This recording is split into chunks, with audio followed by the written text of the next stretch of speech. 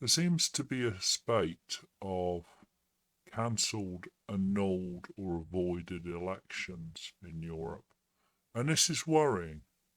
For as long as I can remember, we've looked with disdain at countries, and specifically regimes, who doctor elections. From Belarus to North Korea, from Russia to China, the media cover the election with a degree of disdain. We believe elections should be fair and free and offer real choice, and that the vote should count. With Labour demolishing district councils, pushing powers further up the structure, and introducing more metro mayors. Metro mayors will get powers over things like construction and tax, and this means that councils due to be elected in May will be busy negotiating their restructure. Far too busy for elections, it seems. Well, we were promised change, and it's a change.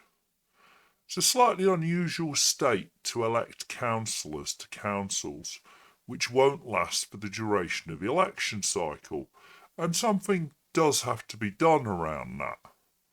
However, it's raised a lot of eyebrows that as Labour falls to third place in some polls, and the Reform Party appeals to be the real opposition, if not in some places taking seats from Labour, it feels like democracy delayed at best.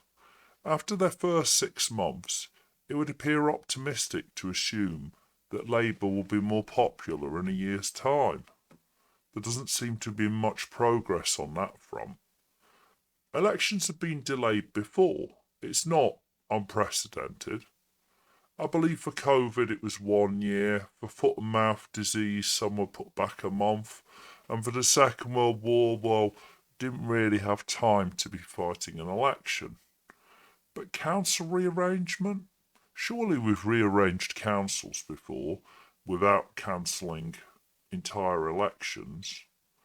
But the UK is far from the only proper democracy which doesn't seem happy with election results.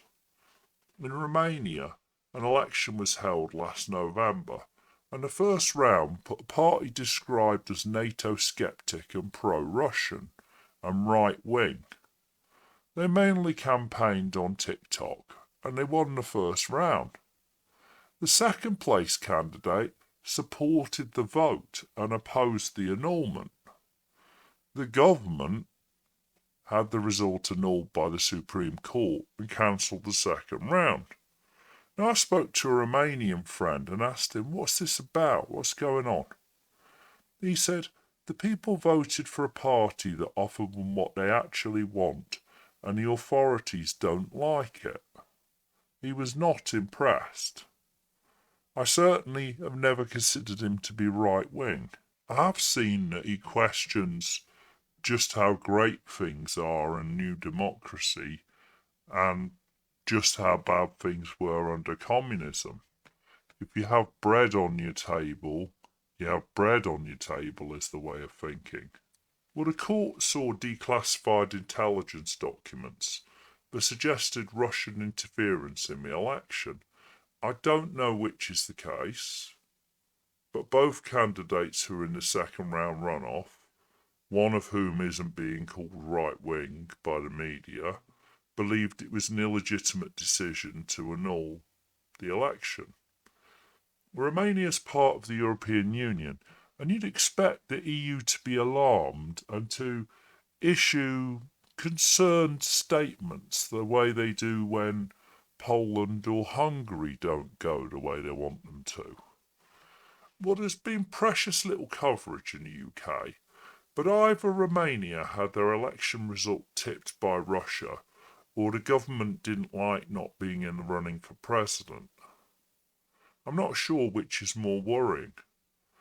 I've been to Romania and I loved it.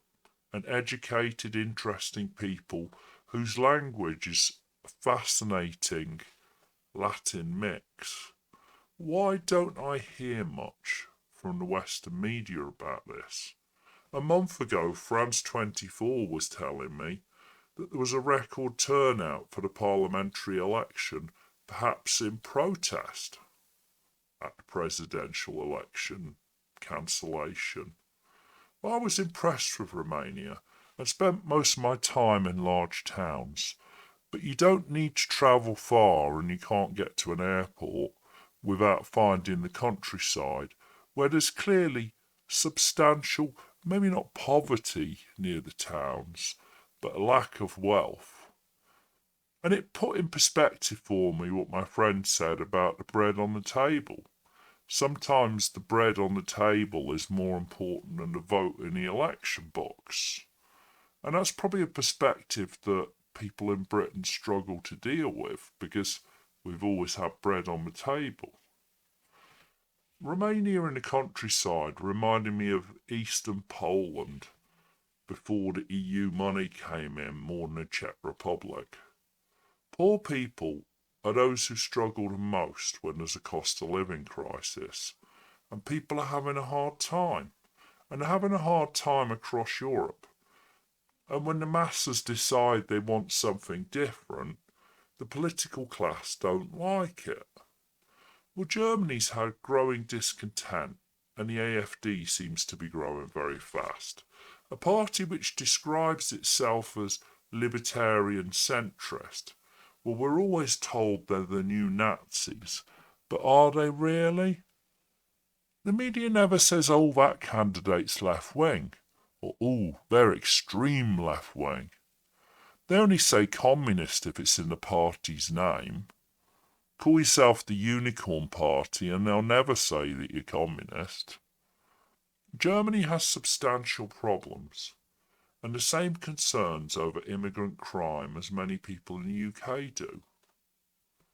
Maybe I'm missing something, and they are right-wing, but policies like switching back to nuclear power stations and wanting free trade in the EU without a common currency doesn't seem particularly Nazi. They seem Eurosceptic, but again, that doesn't make you right-wing. Most of the Brexit voters, or certainly a very large minority, were what you would call left-wing. So I find it rather worrying when there's talk of making them illegal as a party and there's talk of their legitimacy in elections. When France votes for Le Pen, because it does seem to get closer each time, no matter how far the parties push, will that election be cancelled? Isn't it time we started questioning countries which cancel elections and put them under the microscope the same way as we do those who don't hold proper elections? I think the government should think again and not join the list of countries who are seen as frustrating the will of the people. Labour had a landslide, but on a very slim margin, and they do well to remember the margin, not just enjoy the landslide. Cancelling elections could appear symptomatic of arrogance. And when a lot of people feel like their voice isn't welcome, maybe those people will be confirmed in not voting for Labour. I'm sure Nigel Farage is on the one hand angry that he won't get to show plenty of council seats, but on the other hand is thinking in the long game, you're showing the people who might vote for me that they should vote for me.